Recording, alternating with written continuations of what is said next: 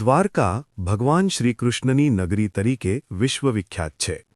પુરાણો અને ઇતિહાસ અનુસાર આ નગરી સામાન્ય નહોતી, પરંતુ સોના, ચાંદી અને કિંમતી રત્નોથી બનેલી અદ્ભુત નગરી હતી.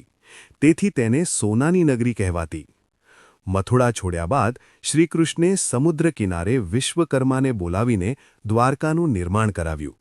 કહેવાય છે કે માત્ર એક રાતમાં આખી નગરી તૈયાર થઈ ગઈ.